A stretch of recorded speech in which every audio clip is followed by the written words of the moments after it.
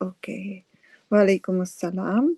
Right. So the first question here is, could you give us ideas of nutritious suhoor?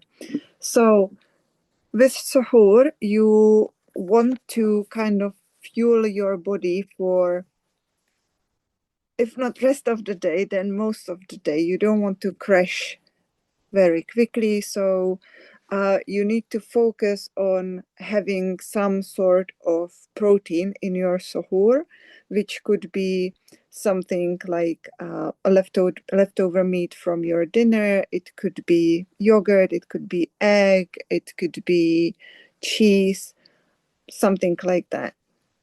Then you want to have some fat with it, like avocado, like olives, olive oil, ghee, butter, things like that, nuts, seeds, all of those things give you healthy fats. You want some fiber as well, which first of all slows down the insulin spikes, and second of all, it also helps with your bowel movements, so to help you prevent constipation. So that means lots of vegetables, some berries, again, seeds, nuts, things like that. You can have some carbs as well, but that would be more complex carbs. It's better to avoid things like pastries and sugary things, but you can have like slice of sourdough bread, or you can have some whole grain cereal or something like that. By cereal, I don't mean like Cheerios type of thing. I mean something like granola, which doesn't have too much sugar ideally. So I've shared it in the recipe group that what I do for my suhoor in Ramadan, and it's pretty much the only time in the year that I eat this thing. It's the overnight oats. Um, I've got I received a couple of questions from sisters asking that they heard that we should not have sweet breakfasts or suhoors. It's not about the sweetness as such. It is about what you eat. So if you have a porridge with sugar in it or with lots of honey in it, and that's it, that's probably not gonna be a great thing. But the overnight oats, yes, it's on the sweet side, but the oats, there's not that much oats, and they are combined with protein and fat. So the oats, apart from being a carb, they also have some protein in them, but they also give you fiber. Then you have the yogurt and full fat milk, which gives you protein and fat. And then you have some seeds in it or nuts. I usually put banana in it for additional minerals and fiber and the sweetness. You can sweeten it. I usually sweeten it with maple syrup, but you can use a bit of honey as well, or date syrup, for example. And yeah, on top, I usually sprinkle some nuts, seeds, and in the morning, I usually add some berries if they are in season. If not, I don't. I usually use also dried mulberries for additional sweetness and fiber, and also because I like them.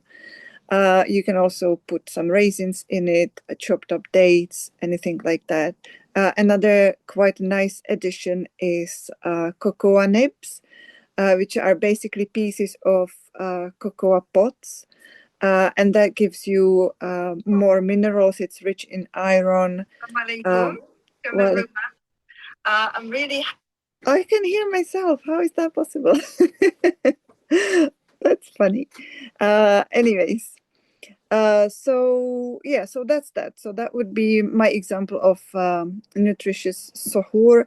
Another thing that you can have is something like egg omelette with a small slice of sourdough bread, maybe with some yogurt on the side, um, with some vegetables as well.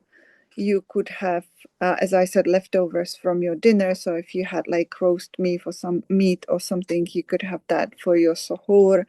You could have a soup as well.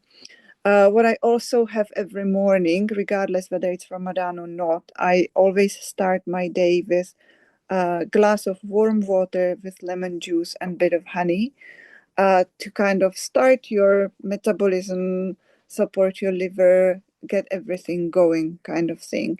The honey and lemon juice in the water add the electrolytes. Likewise, you can just add pinch of salt if you don't want to use the lemon, or you can add a few slices of cucumber into the water, kind of infused water with that, or a few berries, again infused water with that. Because the water will pull out the minerals from the fruits, vegetables, so that gives you the electrolytes as well. Right. So I think that's enough about this suhoor. Why are oats, granola discouraged? I think I just mentioned it. It's not that oats or granola would be discouraged per se. It's about what you eat it with. If you just buy in shop sugar heavy granola and just pour a bit of milk on it and eat that, that's not gonna be enough for you. It's gonna burn very quickly. If you go for granola, go for really good quality ones that really contain real oats, not much sugar. It contains nuts. It contains seeds, maybe some dried fruits, things like that. Or better yet, make your own granola to avoid that high sugar content. And then again, it's fine to have it with milk, but also add other protein, other fat sources to that meal. So have maybe a bit of yogurt with it, or add extra. If I have shop bought granola, I still add extra nuts to it, or seeds, or maybe a bit of tahini or another nut butter. Those are actually nice things as well to add for additional fiber, additional fat, and some protein as well. Things like tahini, nut butters, things like that. And you get more variety with this than just eating the nuts and all that. Another thing I wanted to mention is a lot of times I get asked, like, what do I eat to make it more like variable? I mean, that's very personal thing. As I said, I always eat the overnight oats in Ramadan for suhoor. And it's pretty much the same thing every day. I personally don't have the problem with that. My husband also eats the same thing. He doesn't eat overnight oats because he doesn't like the consistency, but he always eats the same thing as well.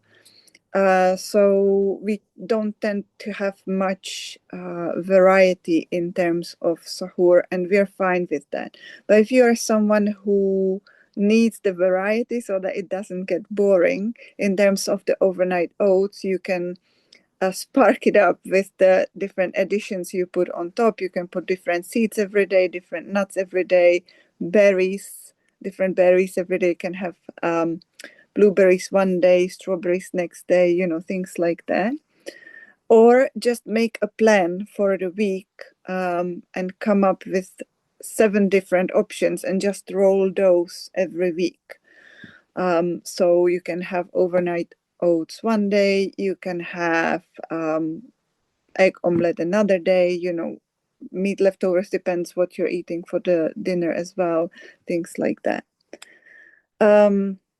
Is talbina a good suhoor alternative? Again, it could be if you add, if it's not just the sweet talbina, if you add some nuts, if you have some yogurt with it, if you have some additional fat with it, like maybe pour some butter on it or something. So it could be a reasonable alternative. Or you can also make like more savory version of talbina. Deep frying is unhealthy, but the problem, the frying itself. But is the problem the frying itself, or specifically seed oils? Like, is deep frying still harmful if you use olive oil? Yes. So yes, the seed oils are a complete no-no.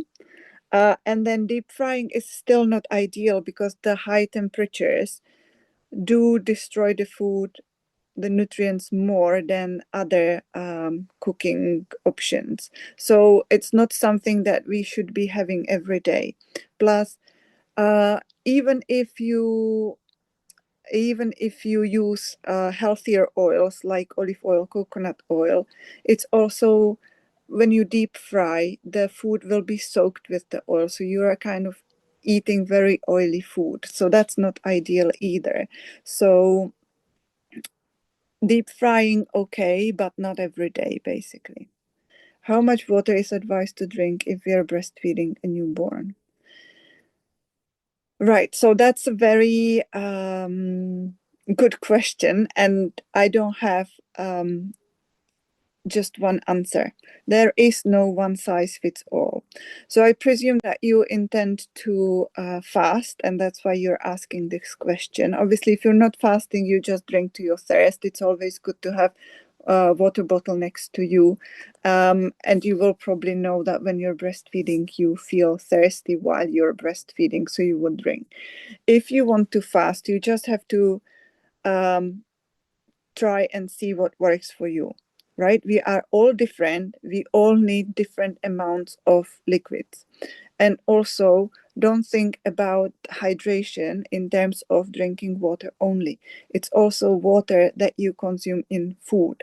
So if you have a soup, that's water content. If you have a herbal tea, that's water content. If you have a smoothie, that's another fluid content. If you have a melon or grapes or other fruits and vegetables, cucumbers high in water, that's also water content that contributes to your hydration. Either way, when you're drinking water, it's always good to add at least a pinch of salt or the lemon water or something, some electrolytes, so that it doesn't pull the minerals, the electrolytes away from your body. And it's about trying. Now, that's maybe a good point to talk about here now. A lot of the times women ask, should I fast? Should I not fast when I'm pregnant or breastfeeding? Is it good for me? Is it not good for me? Again, there is no one answer, right? We are all different. There is that concession for pregnant and breastfeeding women in Islam for a reason. So it's good to kind of use it if we need to, if we feel we need to. Fasting in Ramadan should not be something that we do at all costs, or that we feel pressured to do so, or that we feel we must, or that we feel it will be hard to make up the fasts. Yes, it is challenge to fast, but it should at the same time be kind of like pleasure or easy to do. Or, we know that Islam is a religion that doesn't want to make our life hard, right? So even the fasting, even though it is a challenge and it has its reasons, it should be manageable, and we should, how to say it? I don't know how to explain it, but it should not be draining for us, so that we can't then focus on other things, other ways of ibadah, other obligations, right? So if I am pregnant and I'm fasting and it's draining me to the point that I can't function, then there's no point in that, right? Allah doesn't want us to struggle just to tick the box, right? It needs to have a purpose. It needs to have, a purpose. So, so that's that. Another thing is, when we're approaching Ramadan, yes, we are making a niyyah for the whole month. But we are also making niyyah every day. Every morning when we get up, we renew our niyyah for that day to fast, right? So don't approach Ramadan with the mindset of, oh, I will fast, or I won't fast. Just approach it with like open mind and with like the desire to try, right? And take it day by day. You don't have to make the decision to fast the whole month or not. You can just take it day by day. Just try and see how you go. And if you can't make it that one day, fair enough, break your fast, have food, have drink, and try the next day. Also, you will see how it works with your milk supply if you're breastfeeding, how you're feeling during pregnancy. As I said, we're all different. And for example, with breastfeeding, while some women can fast and it does not affect their milk supply much or at all, some women can't. It affects their supply a lot, right? It may also take a few days for the body to adjust, to kind of get used to it. But, it's about trying and seeing what works, right? So same goes for the drinking when breastfeeding, right? Um, Personally, I would say if you have a complete newborn, like the first 6 weeks, well, the first 6 weeks you will be bleeding anyway, so you won't be able to fast anyway. After that, after the 6 weeks, your milk supply should be established quite well. And if everything is going well, you feel well enough, you feel recovered well enough, baby is feeding well, putting on weight, pooping, all of these things, then try and see. But do not push it, right? Do not push it at any cost. Just try, take it day by day, even hour by hour, and see how you go. So that's that. Now, next question. Would there a resource diagram of the essential must-have nutrients in grams per day for pregnant, postpartum breastfeeding women, so we know how much of what we need to eat a day, especially? Right. So if you want to go into this detail, like how much grams of what you need a day, that's very easy to Google. Yeah. So just Google those daily protein intake in pregnancy, daily carb intake, fat intake, different minerals, vitamins, if you want to. But again, all these daily grams is just a guidance. It's a guidance that was made based on the average population, right? But we are still individual. We are all different. What works for one doesn't work for another one. It also depends on where you're at with your nutrition, right? If you are someone who is maybe on the skinnier side, or someone who has any underlying health conditions, or maybe even age is part of it. So if you're maybe in your 20s, it might be completely different to someone who is maybe on a bit chubbier side, or someone who is in their 40s, or someone who is further along in the pregnancy than at the beginning of pregnancy, or the breastfeeding journey. It's very, very individual. So that's why even if you Google these grams per day, take it with a pinch of salt, take it only as a like rough guide, right? And if you manage to have one day a little bit less protein and next day a little bit more protein, it's still fine. You have to go by your body, how your body feel, how you feel, right? I'm also taking probably first sulfate capsules this month as anemic. Feel dizzy. How else to support my fasts? Okay, so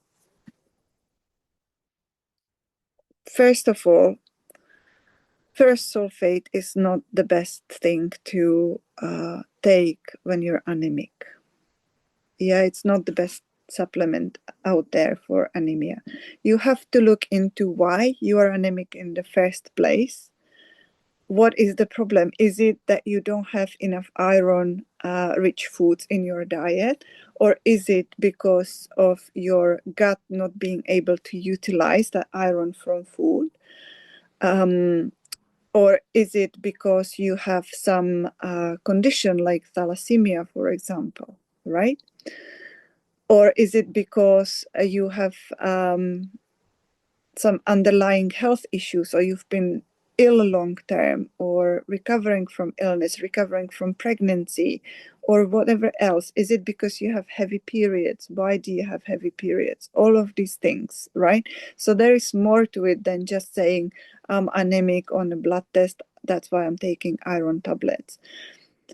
You have to, the iron tablets will not address the root cause of why you're anemic, right? Plus, first sulfate specifically is known for side effects like constipation and other digestive issues, right?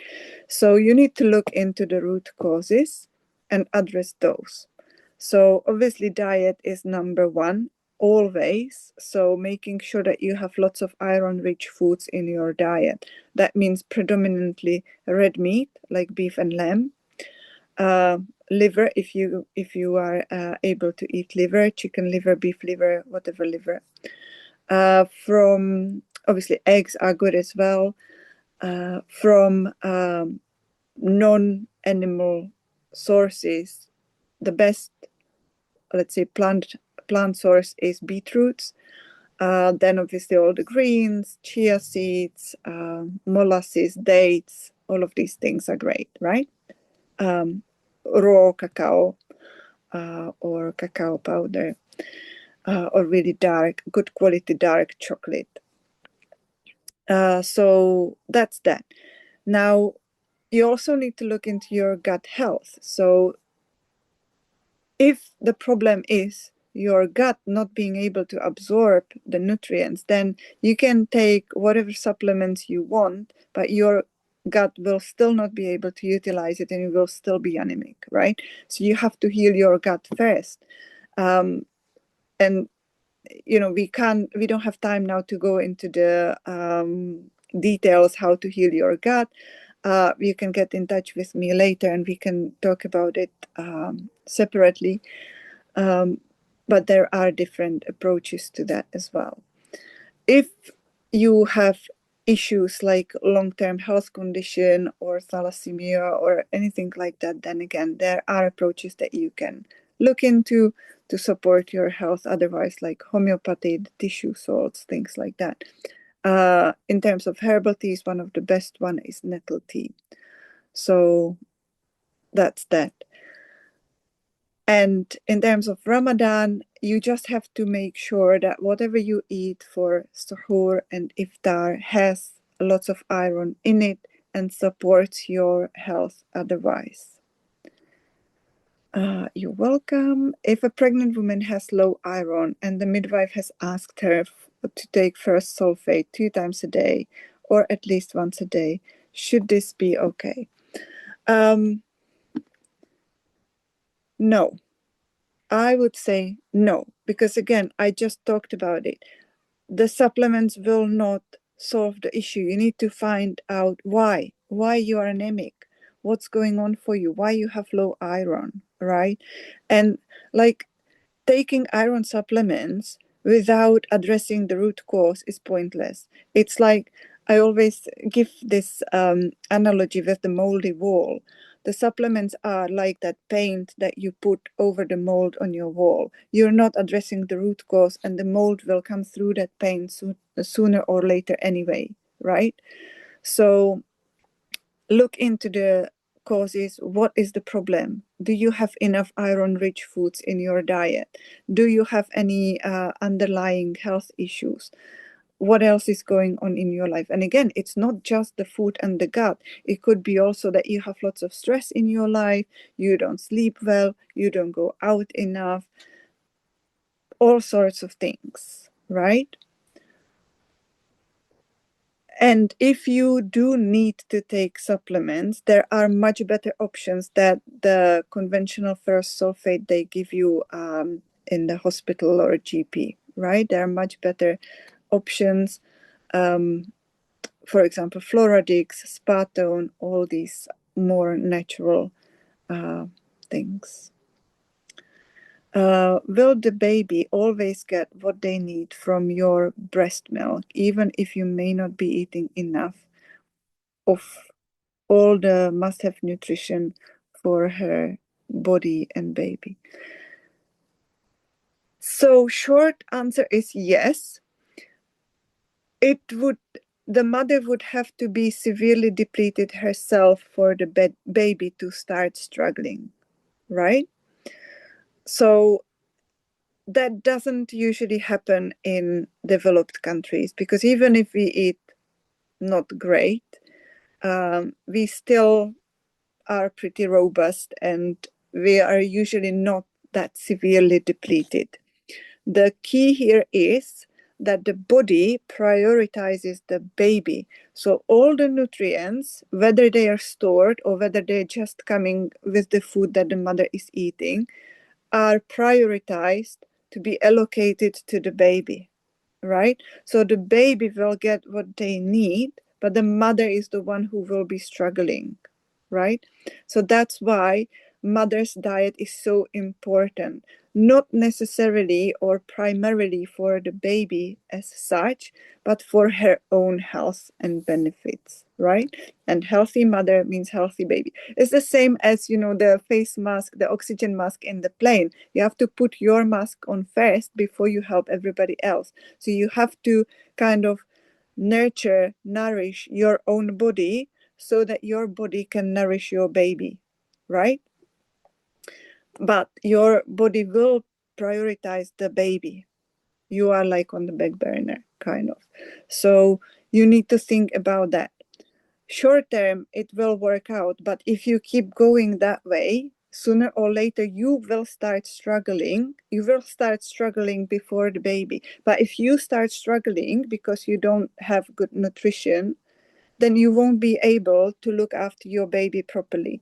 The baby might still be getting everything they need in that milk, but because you are tired, exhausted, depleted, you might not be able to be there fully for the baby, if that makes sense. Where did we finish? Yes, there. How about for women who just cut breastfeeding off 2 years? In underweight condition, what should I focus on to recover my body? My blood tests were good, only vitamin D is minimal. I have weakness, fatigue, trying to eat more healthy calories. Yeah, it's about the food. Do consider some vitamin D supplement, at least over the winter until the summer comes and we have more sunshine, especially if you live in UK. But do focus on protein, good quality protein, meat, cheese, yogurt, seeds, nuts, things like that. Or protein from plant sources like pulses, legumes, right? Very good source of protein as well. Eggs. Did I say eggs? If I didn't, I said them now. Because proteins are the building blocks, right? Then focus on healthy fats, avocados, olive oil, other healthy oils, seeds and nuts, olives, butter, ghee, tallow, things like that. And then you do need some carbs as well. So again, good quality complex carbs like whole grains, starchy vegetables like root vegetables, for example. A lot of vegetables, otherwise as well for the fiber, things like that. Some fruit as well. And it's not only about calories, it's more about the quality of food that you're eating. So you don't necessarily need to count calories. It's about looking at your plate.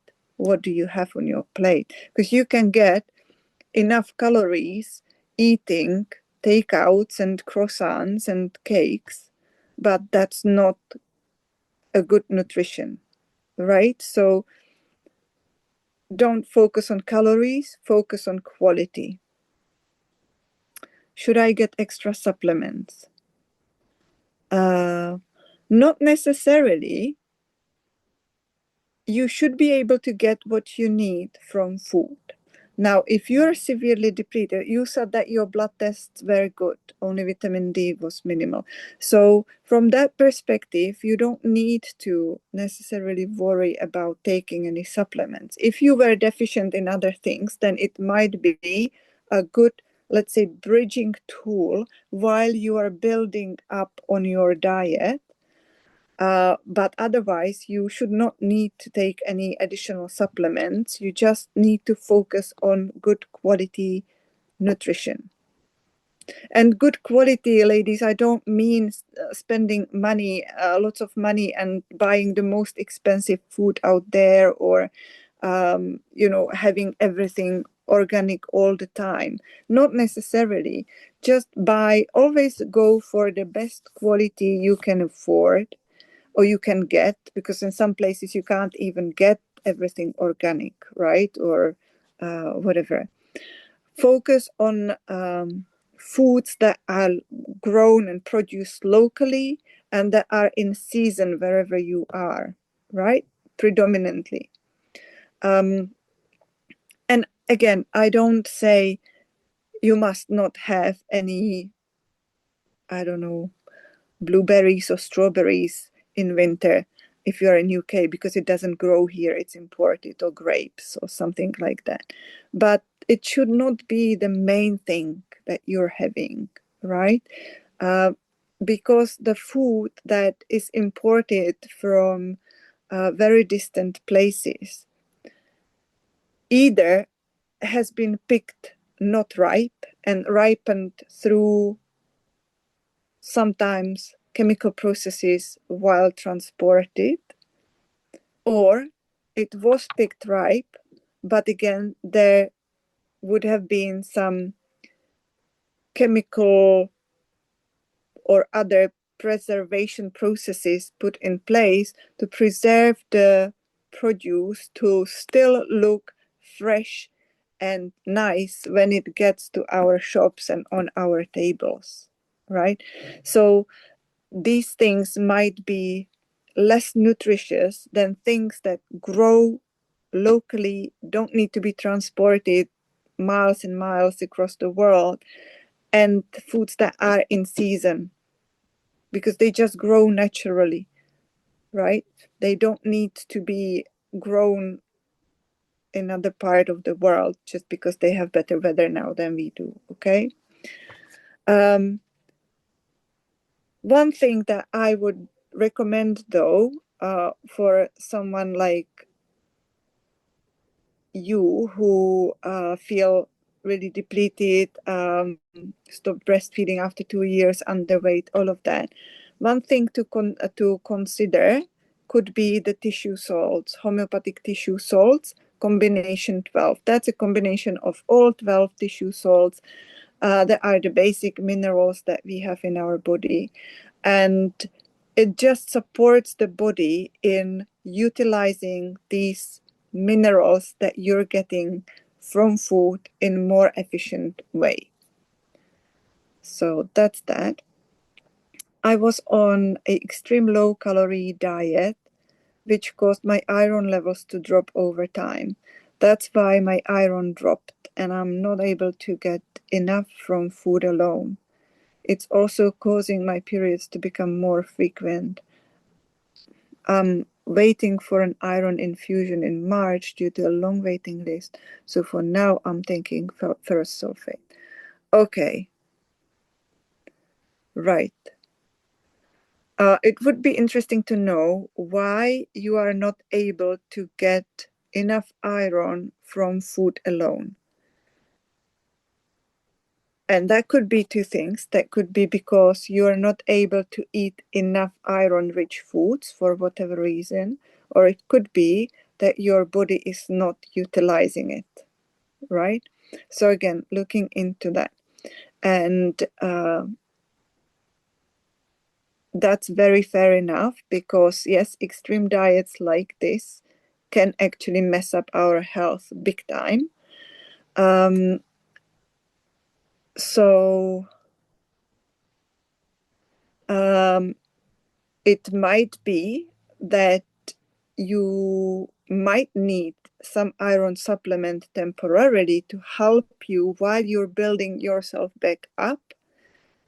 But I would suggest that you look into other options than ferrous sulfate. As I said, look into the Floradix, Spatone. There are other really good iron supplements, much gentler on the body, much better, much more bioavailable for your body. Also look into either the tissue salts combination 12 or just the tissue salt phosphate. That's another good one. And include into your diet something like nettle tea, dates, all the things that we talked about that are rich in iron. And yeah, you just might need a bit of extra support as a bridging sort of mechanism while you're building up. Now, I've mentioned Floradix and Spatone, and oftentimes when I mention that to people, they then say, yes, but it has less iron than my ferrous sulfate supplement. Yes, that's correct, but it's because they are more bioavailable. What does it mean? Bioavailability is basically how the body can utilize it, right? Now, ferrous sulfate, the conventional box tablets that you get from a GP, from your midwife, or another healthcare professional, they are not very easily absorbable by the body. That's why you have to take these high doses. It's like 200 milligram tablets, right? Because we know that the body will utilize maybe, if that, only like 3% of it, right? The rest of it just goes through and is not utilized because the body just can't absorb it, right? Whereas supplements like Floradix or Spatone, the iron form in them is much easier to be accessed by the body and utilized. So you basically need to take just a lower dose, but you make more, you use more of it or most of it.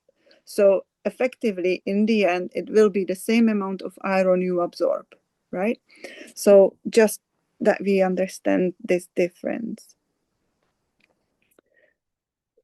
How much should folate be?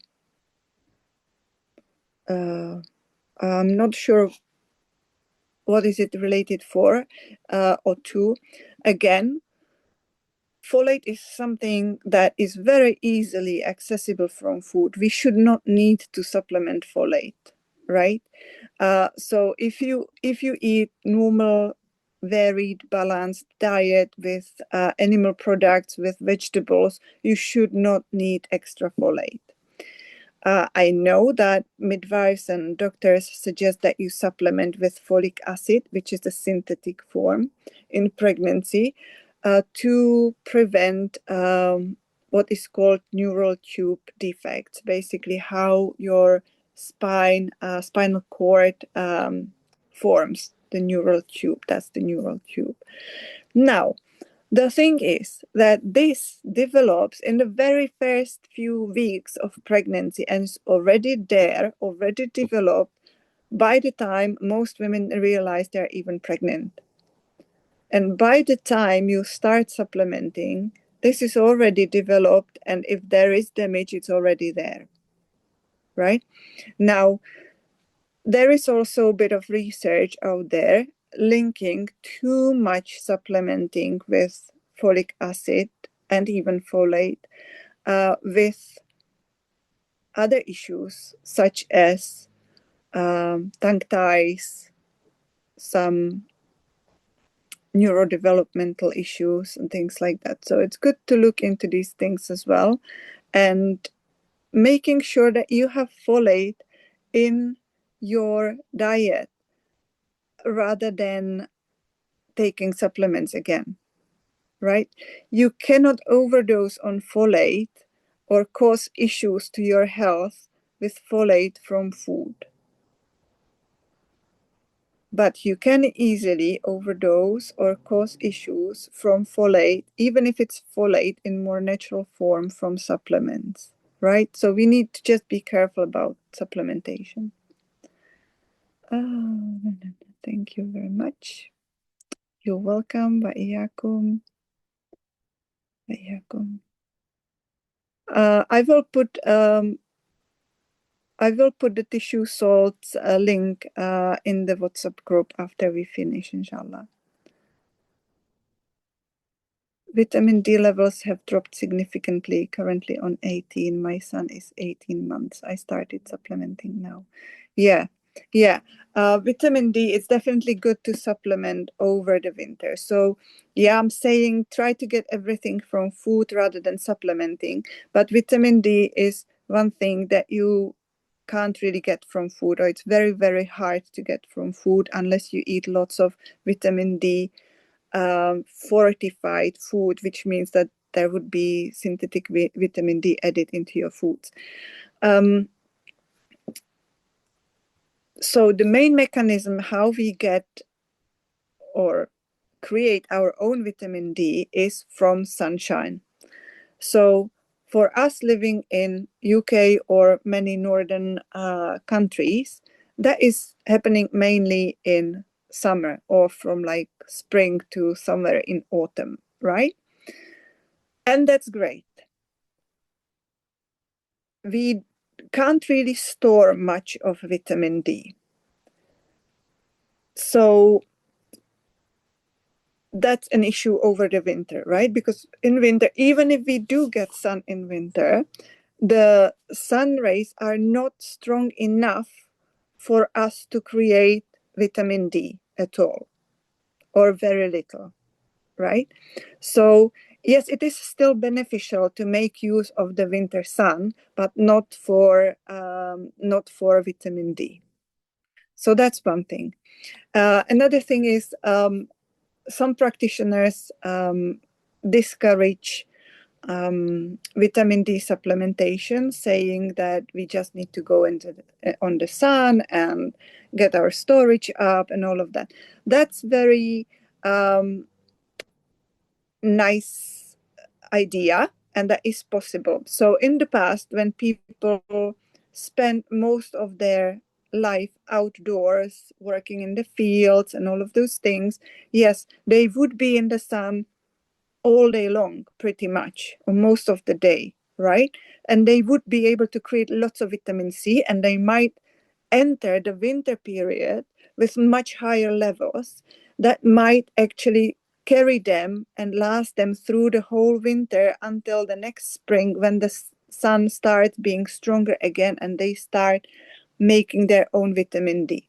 So like this, in this ideal situation, that would work. So if you are someone who has a farm, for example, or a garden, and you spend a lot of time in the summer outdoors and you create your vitamin D levels like that, that's fine. You may not need to supplement.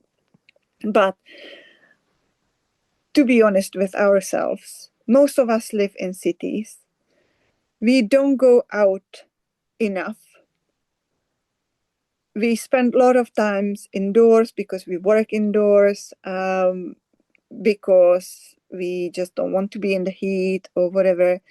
In countries like UK, even in summer, yeah, we do get a lot of sun, but it's not like overly a lot. Another thing is pollution that blocks the beneficial sunlight somewhat. Another thing is whether we are using any cosmetic products, sunblocks, sunscreens on our skin. Obviously, that blocks it. Again, no vitamin D. It depends on how, as I said, how long we spend in the sun, how much of our body is exposed. And obviously, as Muslim women, we don't expose as much.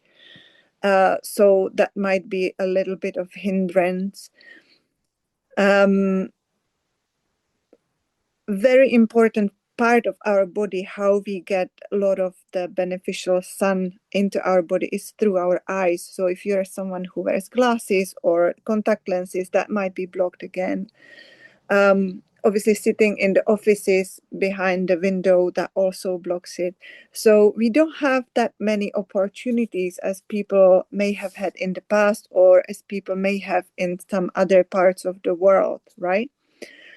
So we already enter winter with not optimal levels of vitamin D, and even if they are fine, they might be just about fine. So we are more likely to run out of that very quickly, much quicker than in previous generations, perhaps, right? So from that perspective, most of us do need supplementation. And also, if you are new to all this information about benefits of the sun and vitamin D and all of that, you probably haven't spent the previous summer preparing for this winter. So you don't have that benefit of that preparation. So now hearing someone saying, oh, don't take vitamin D because you can overdose or whatever, it might actually be bit counterproductive. You may need that vitamin D now in this winter, but you have the information now and you can work with it when spring, summer comes, and start building up your vitamin D levels, and then see how you go next winter. And you might not need to be supplementing as much next winter. So that's one thing. Another thing, we can boost our vitamin D levels with certain foods. As I said, you can buy vitamin D fortified foods. Some foods that naturally have vitamin D is mushrooms, eggs, some other animal product, dairy products, things like that. But again, it depends. Obviously, if you get eggs from free range hens, you are much more likely to benefit from it in terms of vitamin D and other nutrients than eggs from caged hens, right? So just bearing that in mind as well. There was one more thing I wanted to mention about vitamin D. Oh yeah, recently there was a lot of stuff coming out, even from NHS, sort of warning people from taking high doses of vitamin D. That's, again, the key is the interpretation, right? There is no doubt that the levels that NHS recommends are very low, and there is tons of research out there backing it up that basically we should be taking probably much higher doses than NHS recommends, right? Now, there is also that thing about vitamin D and vitamin K relationship in terms of the calcium metabolism and all of that. So that's something to consider as well and look into. I will share in the group again some resources, some information about that. And then it's also about, what does it mean, high dose? Is it 2,000, 3,000 unit, or is it 10,000, 50,000 units? So obviously, if you take 50,000 units daily, then that might be a bit too much. That might be pushing it, even if you take it with vitamin K. But actually, based on the research, daily doses of like 2, 3, 4,000 are pretty normal for most people. And also, as I said before, we don't tend to really store vitamin D as much. So if you don't need it, you're most likely going to pee it out than store it and cause issues.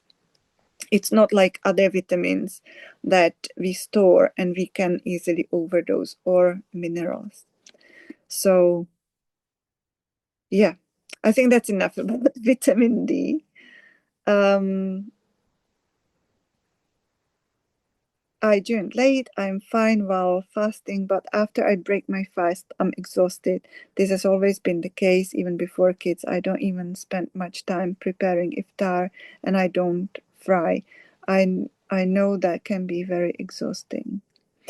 Yeah, that is very common as well. And there could be lots of reasons behind it. One of them is that when we break the fast, we immediately eat a big meal, uh, and maybe not so optimal meal, and that very quickly spikes the insulin and then crashes similarly fast. So what is better to do, and you can try if you haven't done it before, break your fast with a date and warm water or kefir or something like that. Just a little bit, just a little thing. Then go and pray. And after that, have your meal. And the meal should again consist of protein, healthy fats, a little bit of carbs, and a lot of vegetables, right? The carbs should not be the main portion. So if your plate looks like big pile of rice and on top of it a little bit of some type of curry or something, try to switch it around. Have a little bit of rice and more of the meat, the sauce, the curry. Add some more vegetables like a salad or sauerkraut or whatever type of vegetables, steamed vegetables, any type of vegetables with it. And try it that way and see whether you feel a bit better. Yes, Floradix, spatone, ferrous phosphate. Yes, spellings are correct.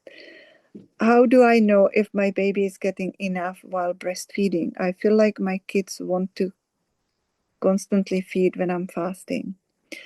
So there are a few ways, one of the ways is that they poo and pee enough, they sleep reasonably well, they have reasonable breaks between feeds, they're content, settled, calm. If it's over a longer period of time, obviously you would see on the scales that they're putting on weight, things like that. Now, you feel like your kids want to constantly feed when you're fasting, and that might be that the fasting is affecting your supply and the kids are not getting enough milk. That's why they want to feed more frequently, right? So that's something to think about, and maybe adjust what you eat for suhoor, what you eat for iftar, add some more protein, some more healthy fat, add some more fluids as well. What food good for folate? Folate, animal products, green leafy vegetables, any greens, eggs, all of those things, seeds, nuts, that type of things.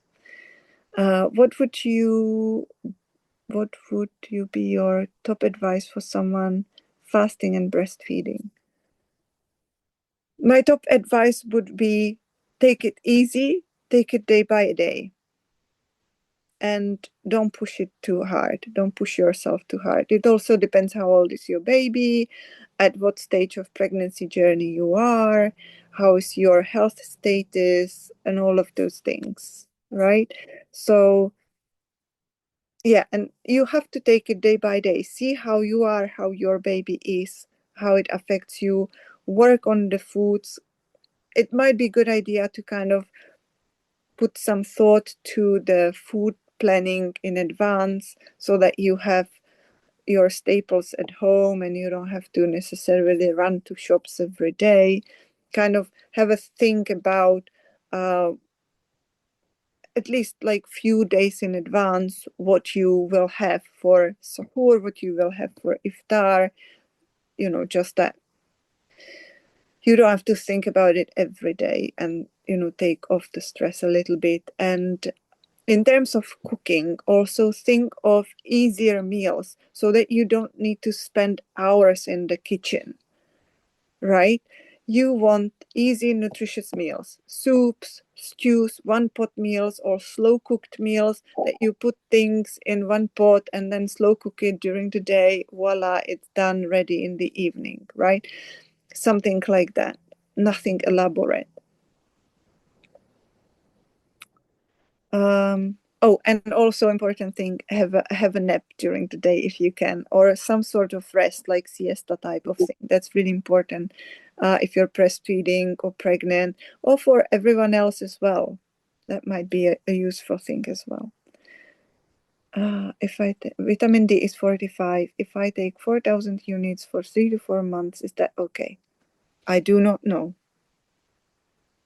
I genuinely do not know. It's not as simple as that, right? 4,000 units sounds like a good dose, but you also need to look into your lifestyle, your diet, your health status, where you're at, what else is going on, a part of the low vitamin D levels. Do you go outside every day, even though it's winter and I said sun is not strong, we don't have sun anyway, but it's still important for the whole metabolism, the way the body works, right? So it's hard to say. You just need to try, fix everything else, look at your diet, look at your lifestyle, and see, check in 3-4 months, see where you're at. Oh, talking about that, I have just found out that the brand Better You, they have home vitamin D testing kit. It costs about £30, and basically it's like a finger prick type of thing. So you can buy it off their website. They send you a kit, you send it back, and they give you results with some dietary advice, things like that as well. So that's something that you can do if you don't want to go to your GP, or if your GP doesn't want to do the testing for you. So looking into that. Should I supplement my son as well? I feel like he took all from me, hence why it dropped from 18 to 79. Oh, to 18 from 79 in the summer. Drop in the winter, I mean. So supplementing in terms of various minerals, vitamins, not necessarily. Again, he's I forgot how old he is, but if he is eating food, again, make sure that he gets everything from his food. With supplementing vitamin D, yes, you meant vitamin D, yeah. So yeah, and even NHS recommends that babies should be supplemented from birth with vitamin D, unless they are on formula and they are taking at least 500 milliliters of formula a day, because that would be fortified, and they would be getting their vitamin D in the formula, right? But everybody else should be getting some vitamin D from birth. And to be honest, your midwives and health visitors should be telling you about it. And as far as I know, they should be giving out some free vitamins as well. So that's something to definitely consider. And again, especially if you have a baby born in winter, they didn't even have chance to be exposed to any sun in summer. They can't make their own vitamin D now. So it's definitely a good idea to supplement babies. Would it be okay for a 35 weeks pregnant woman to fast this Ramadan? The fasting hours would roughly be 11, 12 hours. Again, we talked, you might have joined later, we talked about it in the beginning. There is no yes or no answer, no right or wrong answer. There is no one size fits all. You need to try. If you want to, somebody has their mic on. Tasneem, can you mute yourself, please? Sorry. No problem. So Um, so it depends on how's your pregnancy going, whether you have any health issues, how you're feeling, all of these things, right? And then it's about, if you want to fast, try and see how it goes. Try one day, see how you go. If you find, great, try another day and take it day by day, right? There's not much else I can say. Make sure that you have really good suhoor, really good iftar, and enough hydration for you, and see how it goes. And if you start a day with fasting and then you feel sick, don't push it. There is no bravery in it, right? Allah would not want you to push it and struggle and be sick. He wants you to be comfortable and be healthy. And He appreciates, inshallah, that you have tried, right? That counts. Would the same recommendation for iftar be applied to suhoor as well? Protein, healthy fat, little carb, lots of vegetables? Yes, generally yes. Maybe it is a little out of the topic, but I have heard that you should not microwave your food, but instead warm it up on pot or pan, not to lose benefits of the meal that you are warming. Is it true? Yes, there is a lot of information that you can find online about the um, health downsides of microwave at home. And even if we travel somewhere in Airbnbs and stuff, I never use microwave.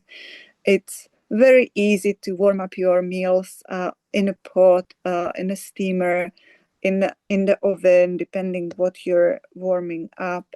So yeah, I mean, I don't even have space in my little kitchen for microwave anyway. But yeah, it does seem to destroy the food, plus the issues with the potential radiation and all of that stuff. So it's better to avoid, basically. Right, I think we've gone through all of the questions in the chat. If anybody has any last questions, we've done an hour, mashallah.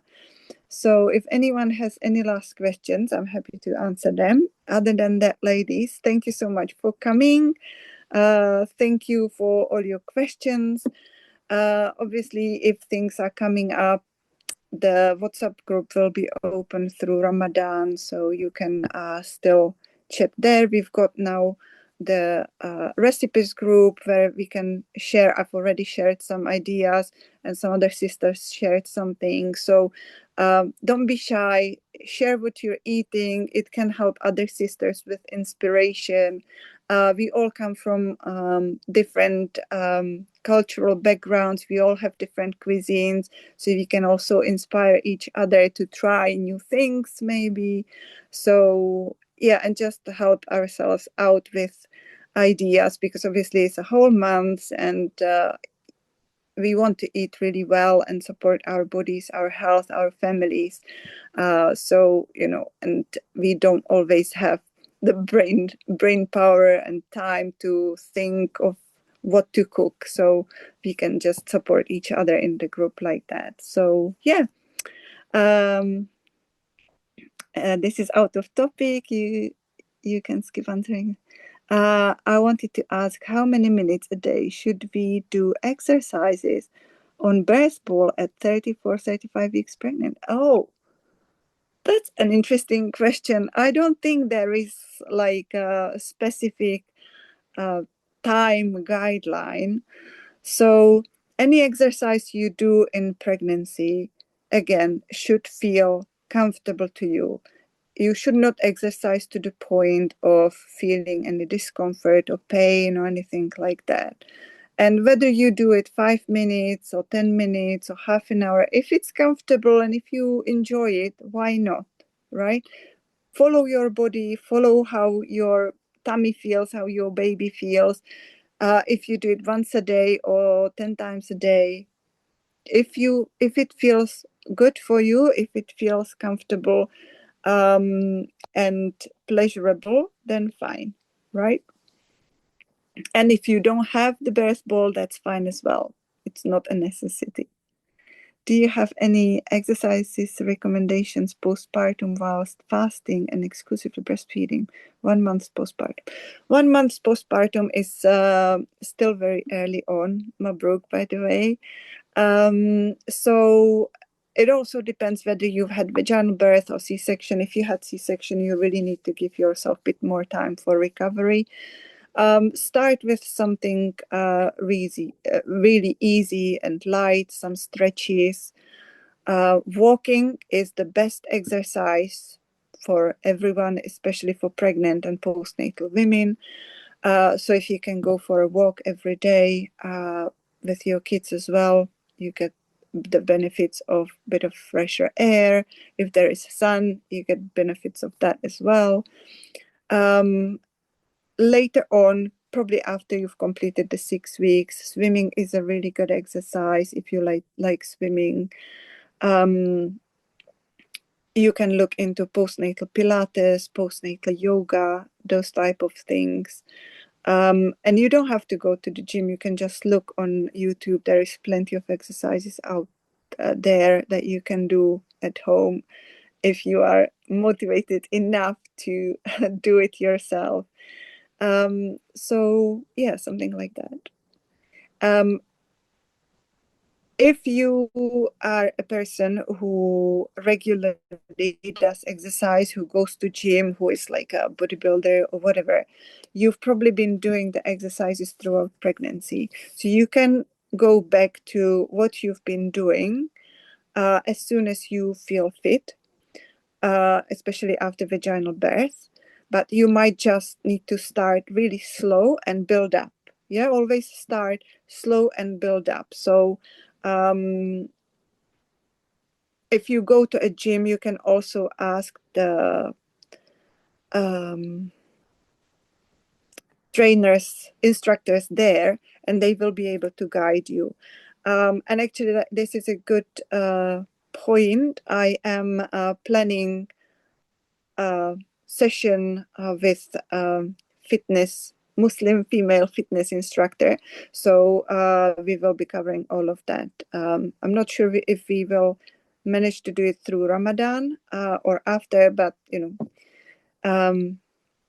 keep your eyes out on the announcement group. It will be there once I have the date for it, inshallah. Okay, ladies. Ramadan Mubarak to you all. Those of you who are joining me for the book club, hope you have your books ready.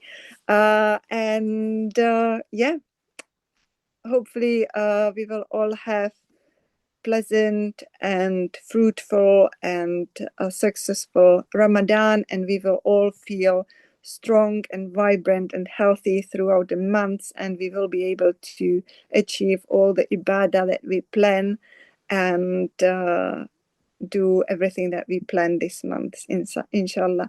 And also don't forget, on Thursday the 19th, I believe at 2 p.m., we will be talking with Alia Rayan. I'm really excited about that. So please put it in your calendars and try to join us live, because that will be really amazing. She's a very busy woman, and I'm really happy that I managed to get her to come and talk to us on Zoom on Thursday for that 1 hour, inshallah. Okay. All the best, ladies. Ramadan Mubarak. And see you soon. Assalamu alaikum.